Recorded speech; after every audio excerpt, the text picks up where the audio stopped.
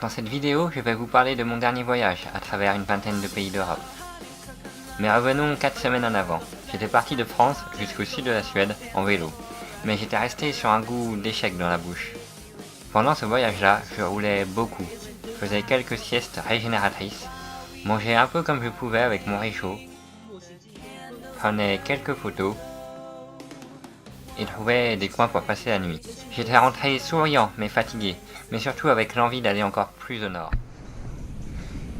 Ça y est, du coup j'ai changé mes sacoches contre un sac et je vais reprendre la route.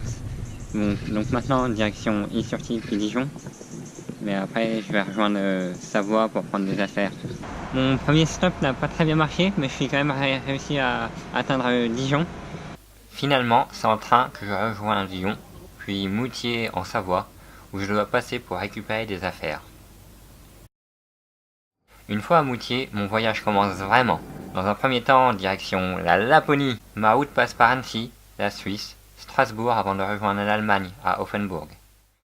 Je fais un test de mon nouvel loyer de voyage qui s'avère concluant. Puis une correspondance à Francfort et à Hambourg, où je monte dans un train pour Copenhague, au Danemark. Train dans lequel je suis surpris, car les rails vont jusqu'à l'intérieur des cales d'un ferry.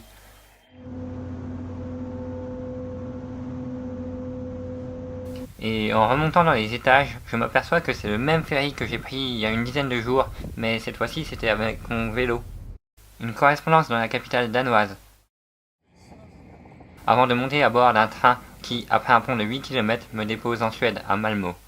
Je sors à peine de la gare que je monte dans un nouveau train pour Stockholm. Mais une erreur de réservation et la contrôleuse me fait descendre ici. Mais je me débrouille quand même pour monter dans le 8e train de la journée. Une fois à Stockholm, j'ai alors 2 heures pour, entre guillemets, visiter cette ville avant de reprendre un autre train. Le gâchis alimentaire est une chose qui m'insupporte, alors quand j'ai faim, je récupère des choses à droite à gauche, comme ça par exemple. Les paysages continuent de défiler. En 36 heures, j'ai parcouru plus de 2000 km en train. La neige commence à arriver. Puis, à Boden, je quitte le train de Luleå pour celui de mon terminus, Narvik, en Norvège. Dans ma tête, c'est un peu la course, il me faut arriver rapidement en Laponie. Pour rappel, j'avais un billet Interrail, 7 jours de train illimité en Europe, sur une période d'1 mois. Je l'ai déjà rentabilisé en 2 jours. Allez, dernier arrêt à Kiruna, le prochain ça sera mon terminus. 2 jours en train où je passe beaucoup de temps à planifier la suite de mon voyage et aussi à lire un peu sur ma tablette. Terminus, tout le monde descend, 45 heures, 3000 km, 10 trains, il me faut un endroit pour m'abriter du vent et dormir. Au matin, je découvre la mer de Norvège. Et une église où j'avais dormi il y a un peu plus de 4 ans. Mais je ne peux pas m'empêcher de retendre le pouce, et cette fois-ci mon niveau d'anglais est acceptable, ce qui rend les conversations bien plus intéressantes. Et nous voici partis pour une longue route en direction des îles Lofoten. Une fois n'est pas coutume, je demande à mon conducteur de s'arrêter pour prendre une photo de ce pont. Il m'avait semblé touristique lors de mes recherches sur internet, mais mon conducteur, pourtant du coin, ne le savait même pas. Je me méfierai la prochaine fois des guides touristiques. Le paysage devient clairement impressionnant en arrivant à Laina. Je suis au cœur des îles, et je comprends alors pourquoi les touristes y viennent. Ça doit les changer de leur vie de citadins occidentaux. À ce moment-là, je m'estime alors chanceux, mais aussi gaspilleur. Gaspilleur de la chance que j'ai justement. Traverser une 50aine de pays sans trop polluer, mais au final juste prendre quelques photos, ce n'est pas tellement ce que j'appelle voyager. Bref, j'embarque dans un gros bateau. Et c'est souvent dans ces longues traversées que je prends du temps pour assimiler toutes ces choses que j'ai vues, pour mettre mes idées au clair, pour recharger mes appareils. J'apparais alors fatigué et affamé. Je trouve alors un coin pour dormir, et le petit déjeuner était inclus.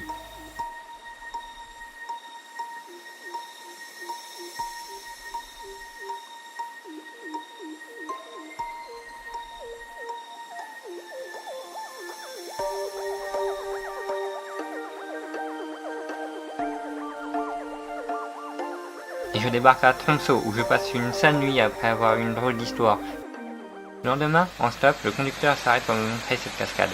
Puis, peu après la frontière finlandaise, je suis pris dans une autre voiture. Cette fois-ci, c'est un couple de touristes argentins venus ici pour voir les aurores boréales. Presque 30 000 km aller-retour en avion, ça me fait réfléchir. Nous faisons la rencontre avec quelques troupeaux de rennes. Guère craintifs des automobilistes. Les routes sont interminables et les distances sont longues entre deux villes, si bien que les poids lourds sont rallongés. Et on me dépose là, un peu au milieu de nulle part, mais je suis au cœur de la Laponie, heureux.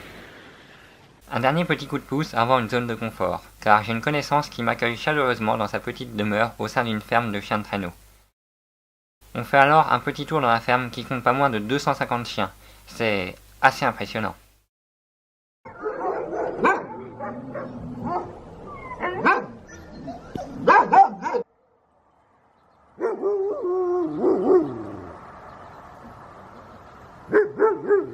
Et les conditions étant très mauvaises dues à un manque de neige, ils sont obligés d'entraîner les chiens avec des quads. Je ne verrai donc pas de traîneau en action. Dommage. Sur la ferme, il y a aussi un chalet, fort sympathique pour y passer une soirée. Mais pour moi, pouvoir laisser mon gros sac en lieu sûr et partir randonner dans ces paysages me fait un bien fou.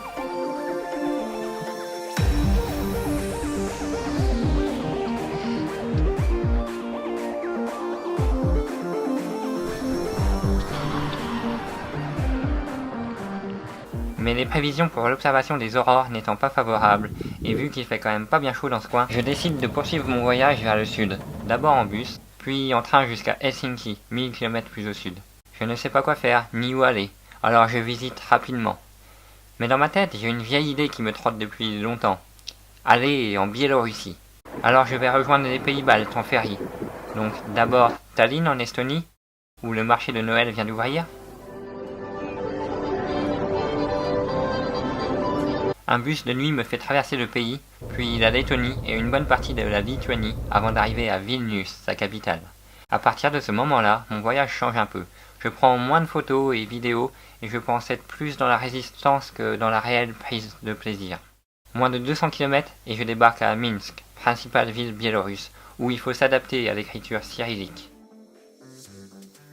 Venant de mon confort scandinave, il me faut savoir m'adapter car je suis maintenant en Europe de l'Est,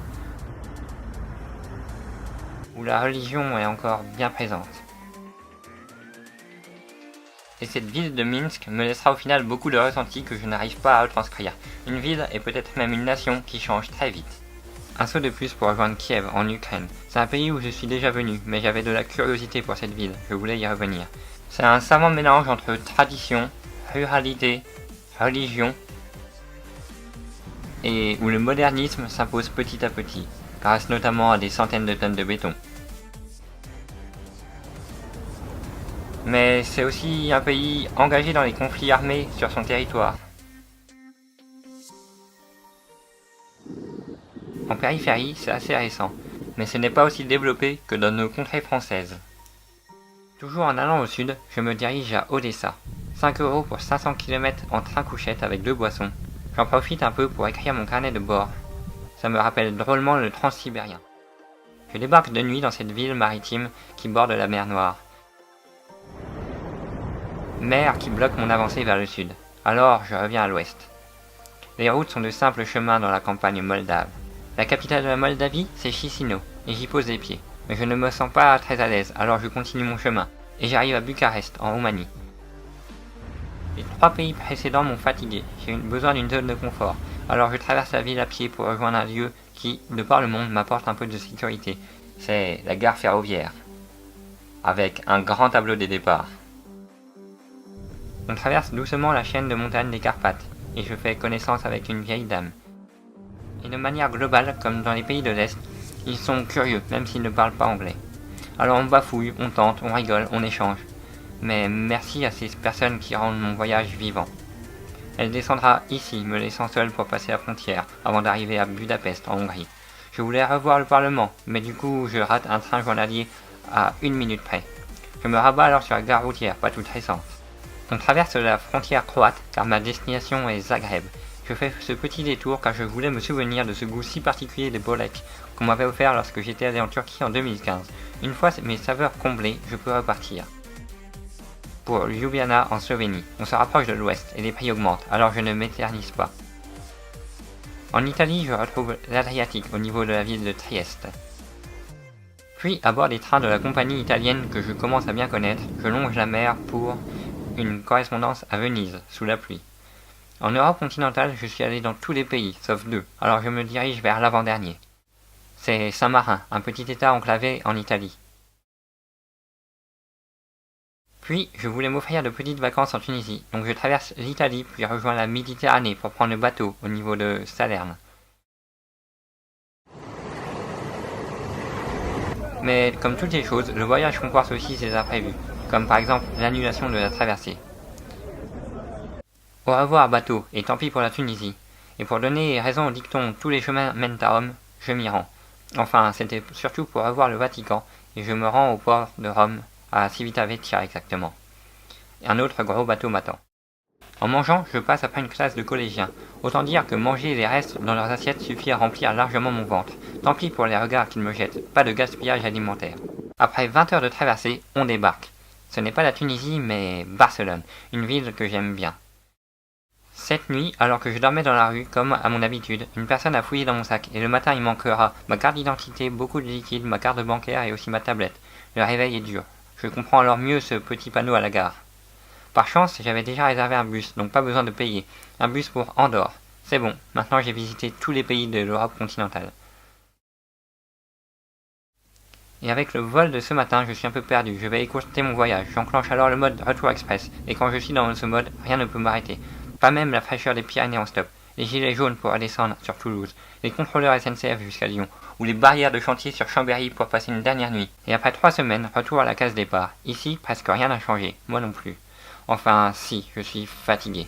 Fatigué d'avoir passé 14 nuits dehors ou dans les transports, traversé 17 capitales dans 22 états, courir après des bus ou des trains, changer autant de fois que nécessaire des euros en monnaie locale, toujours avoir un temps ou deux d'avance si le plan A ne fonctionne pas, garder son niveau de vigilance toujours assez haut, ne pas avoir de zone de confort, fatigué aussi par le froid et par 220 heures dans les transports, soit presque 14 000 km. Alors pourquoi continuer de voyager? Parce que ça apporte tellement plus.